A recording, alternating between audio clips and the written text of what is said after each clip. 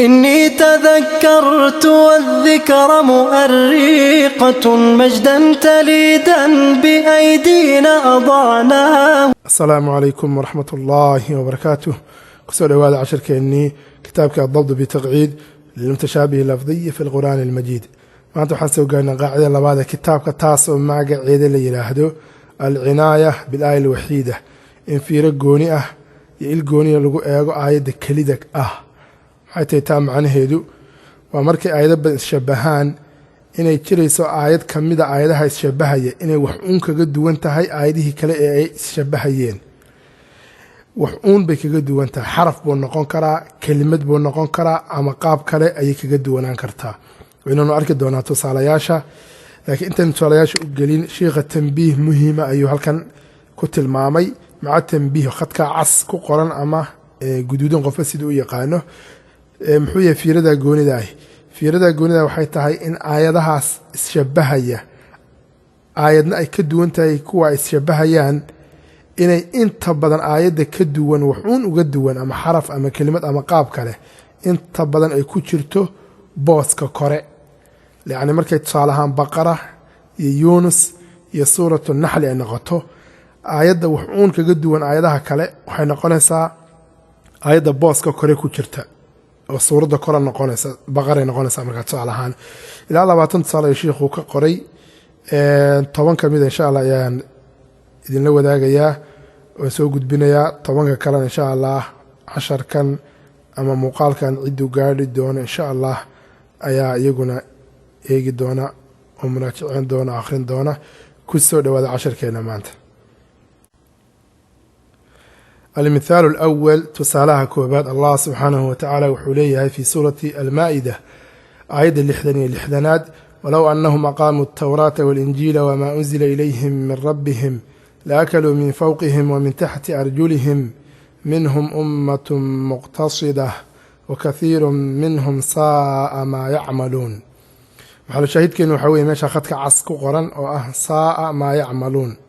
ساء ما يعملون وسورة المائدة أما سورة شبهها وسيدة سورة توبة يمجادلة يمنافقون لما أنتو دحوية ساء ما كانوا يعملون كانوا أي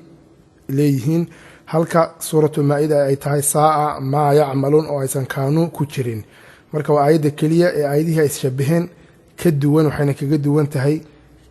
كانوا كلمة كانوا صدح ذاك التوبة مجادلة يمنافقون منا ما ساء ما يعملون لما أنتو دحوي ساء ما كانوا يعملون وانا تي هيد بدنا آيات مكي شبهان آياتنا أي وحون كقد وانت آياته كله انت بدن أما غالبا آيات داسي وسورة دا كوري أما بوس كوري أي كجرتا سورة المائدة ويكهر رئيسا ترتيب كقرآن كسورة دها توبة يمجادلة يمنافقون تسالها كوبا إن فانتين أي رجاني تسالها لبعض الله سبحانه وتعالى وحوليه في سورة البقرة ربنا وابعث فيهم رسولا منهم يتلو عليهم آياتك ويعلمهم الكتاب والحكمة ويزكيهم إنك أنت العزيز الحكيم ويزكيهم آياتها يتشبهان وحكي قد وانتها ماشا خدك عسكو قران أو ويزكيهم إن الدنبيسو ويزكيهم فتأخير التزكيه إن الدنبيسو ويزكيهم ويعلمهم الكتاب والحكمة ويزكيهم وسورة بقرة أما كوك له ويزكيهم باهر عيسى سيدة سورة آل عمران هي سورة الجمع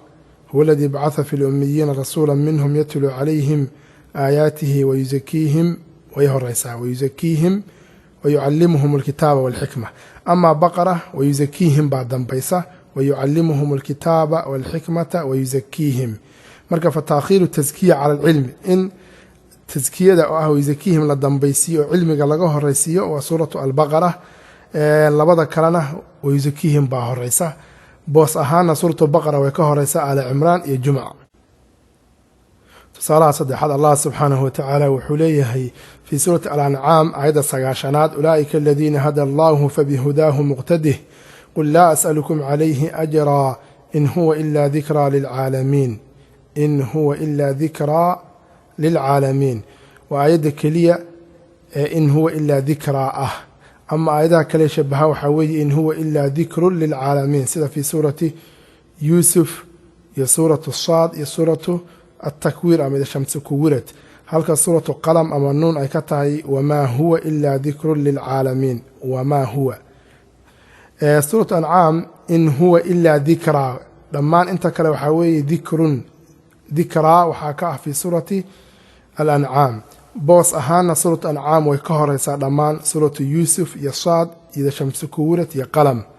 لمان ويكهر يسا مرك إن هو إلا ذكرى الآية الوحيدة وآية كلية إن هو إلا ذكرى أنت كلنا ذكر للعالمين وي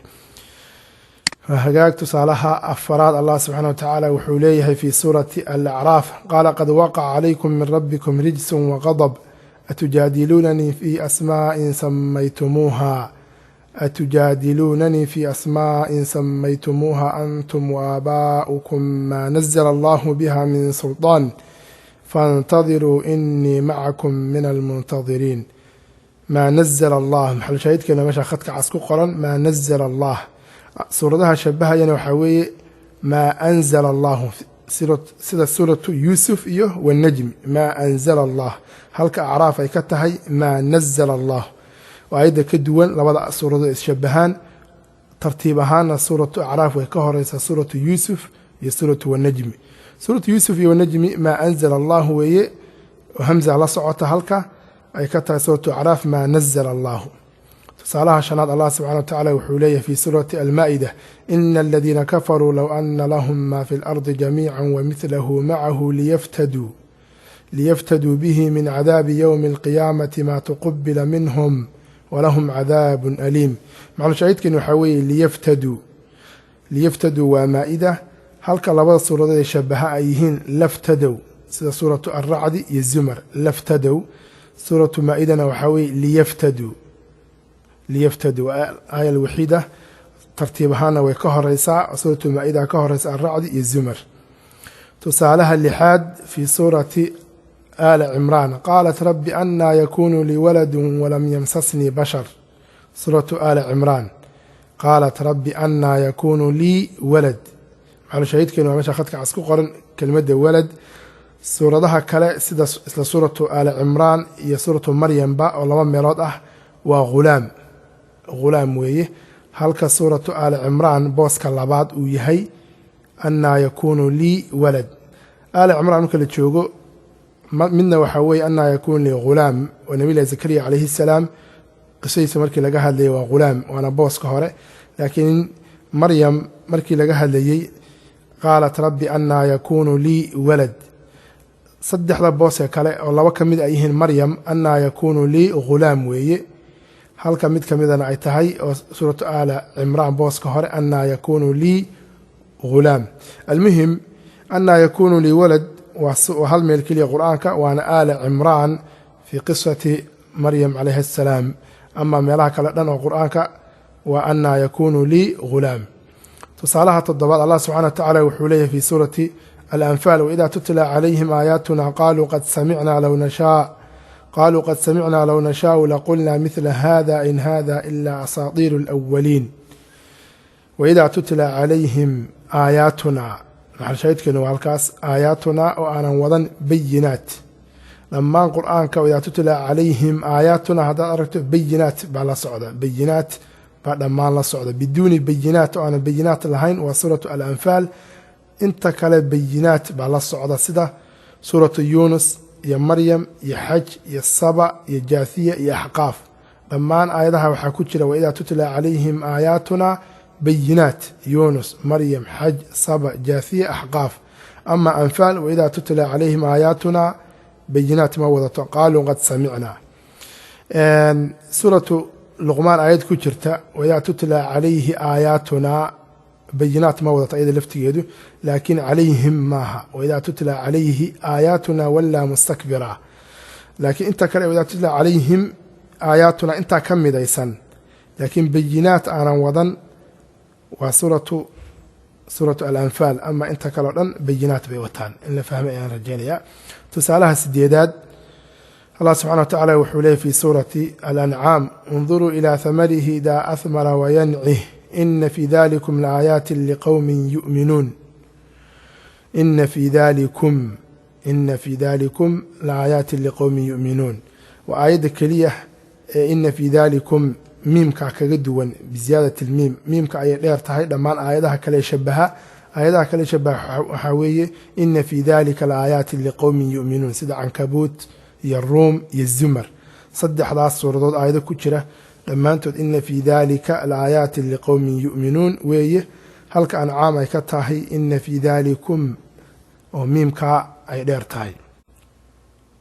tusaalaha sagaalaad allah subxaanaه wa tacaala wuxuu leeyahay wاladiina hum calىa salawaatihim yuxaafiduun salawaatihim suuratu muuminuun labada suuradood kale oo ah ancaam iyo laba meelood oo kamid suuratu saa'il ama macaarij salaatihim weeye oo fardi laga dhigo ama salawaatihim waa suuratu almu'minuun qaacidadu waatay ahayd inta badan baa la yihi inta badan suuradda kore ayay noqonaysaa aayadda wuxuun kaga duwan ama booska kore ayuu noqonayaa aayadda wuxuun kaga duwan aayadda shabahaan marka aayadda way ka yara duwan tahay ancaam inay koreysay ahayd laakiin mu'minuun oo dhexda ah ayaa kaga duwan ancaam oo ka koreysa iyo macaarij oo ka hooseysa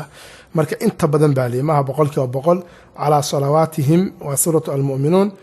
ama kuwa kale salaatihim waa ancaam iyo macaarij tusaalaha tobnaad allah subxaana wa tacaala wuxuu leeyahay wain yarow kisfan min aلsamaa'i saaqidan yaquulu saxaabun markuum kisfan oo siinka la reebo biiskaani siin waa suuratu aduur suuratu duur weeye biiskaani siinkaoo reeban inta kale wain yarow kisafan waa suuratu israa iyo shucaraa iyo ruum iyo saba afartaas suuradood wain yarow kisafan weeye haddii siinka la reebo wain yarow kisfan la dhaho waa suuratu adduur dabcan tan laftigeeda qaacidadii ahayd inta badan aayadda wuxuun kaga duwan aayadaha kale waa suuradda kore ama booska kore ayay ku jirtaa tanna way ka yara duwan tahay maadaama la yidhi inta badan lama dhihin mar walbaba 20 tusaale shiikhu ka qoray qaacidadan 10kaas ayaan kusoo gabagabeynayaa intaana soo gabagabeen 10 kale dadka u dhaafa insha allah uu muuqaalkani gaari doono in ay kale dee qaacidada fahmaan aad bay u fududahay way iska sii akhrisan karaan intaana soo gabagabeen qaacidan shiikhu 20 buu ka qoray kitaabka adabdu bitaqciid laakiin sheekh kale oo la yidhaahdo cabdullaahi alwaraaqi kitaabkiisa la yidhaahdo igaathatu lahfaanka wuxuu ka qoray tusaalayaal ku dhadhow 50 tusaale qaacidadan meesha hadda 20 uu shiikhani ka qoray sheekh cabdullaahi alwaraaqi kitaabkiisa igaathatu lahfaanka wuxuu ka qoray qaacidadan wax ku dhadhow 50 tusaale shiikh kale oo asagana la yidhaahdo asheekh maxamed daahir isagana kitaabkiisa aljaamic watarkiiz wuxuu ka qoray intaa in ka badan ayuu isagana ka qoray qaacidadan inta badan markay aayad isshabahaan aayadda wuxuun kaga duwan aayadahaas waxay noqonaysaa aayadda ku jirta booska kore si kasta ahaataa ama boos kale ha ku jirto ama ka dhexe ama ka dambe muhiimadda waxaa weeye aayadaha kale wuxuun kaga duwan in si gooni ah iyo fiiro gooni ah ay kaaga soconaato aayadihii kale si aadan ugu khaldin intaas casharkeyga inuu ku egyahay wassalaamu calaykum waraxmat ullaahi wabarakaatu